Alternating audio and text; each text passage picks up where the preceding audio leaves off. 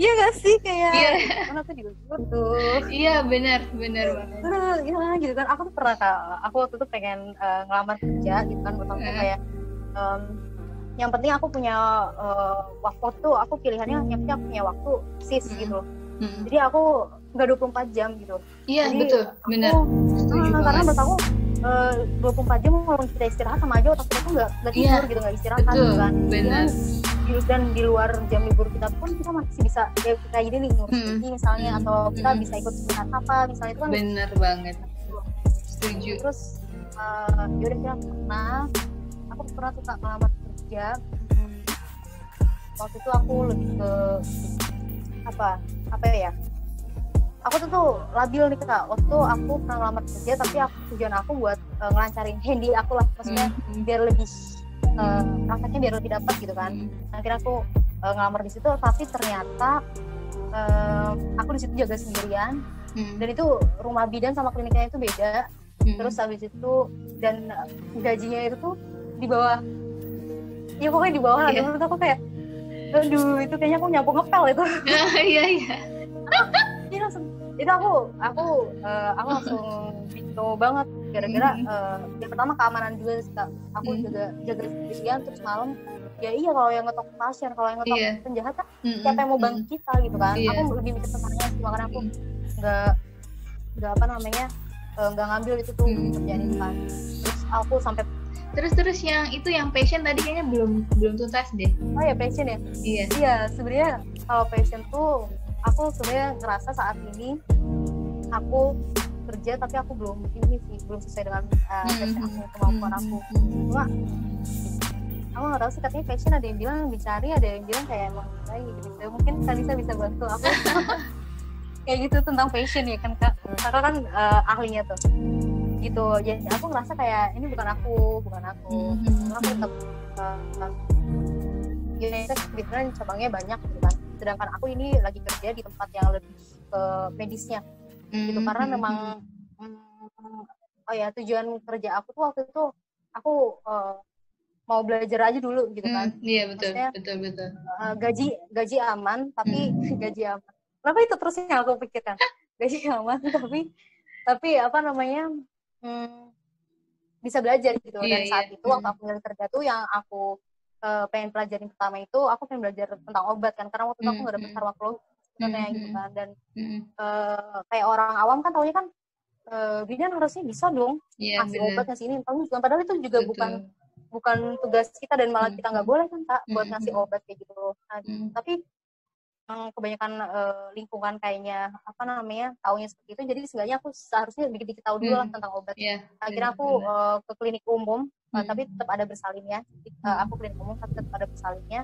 Jadi akhirnya aku ke sana dulu, setelah aku belajar ke mengenal obatnya juga, dan aku belajar kayak dia kan menurut aku klinik aku itu udah mencoba untuk kayak manajemennya diperbagus gitu. Jadi aku belajar aja gitu, caranya dia itu begini, caranya dia itu begini gitu.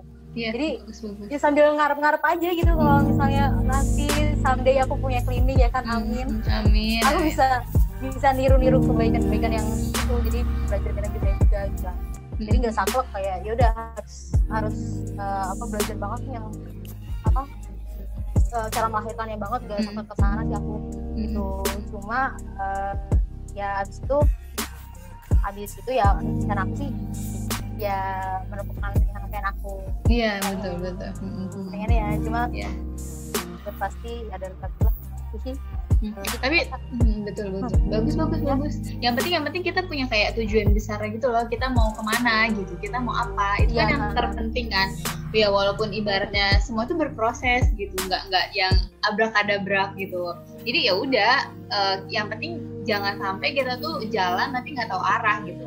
Walaupun ibaratnya misalnya kita udah mau ke Jakarta gitu, walaupun kita misalkan masih jalan atau naik Gojek atau masih nyari map alamatnya, yang penting kita udah tahu kita mau ke Jakarta gitu. Jangan sampai Jakarta, maksudnya kita jalan cepet tapi kita nggak tahu mau kemana, malah nanti kita sendiri kan yang bertanya-tanya sebenarnya aku mau kemana gitu. Itu cuma ngabisin energi aja. Itu udah bagus kok kalau menurut Kanisa ya langkahnya. Yang penting kita udah tahu arah kita tuh mau kemana, terus sambil belajar. Pokoknya semua tuh dijadiin media belajar lah kalau kata benar-benar siapa ya kuat terkenal kok nasionalisme kayak pahlawan gitu juga, kalau nggak salah Muhammad Hatta atau siapa gitu, pokoknya jadikanlah semua orang itu adalah guru dan semua tempat adalah sekolah, kalau nggak salah kuat itu kayak gitu. Iya benar-benar, iya aku pernah dengar kayak gitu dan setuju aja sih aku. Tapi ya benar tuh yang Kanisa juga belajar kayak mengenal obat itu pas kerja di klinik, maksudnya di BPS dulu pernah kan, di BPS kan ya tau lah ya, maksudnya berobat anak kecil dari ya semua macam-macam, kalau misalkan di desa kan semua di situ kan, dipercayanya di kebidan gitu.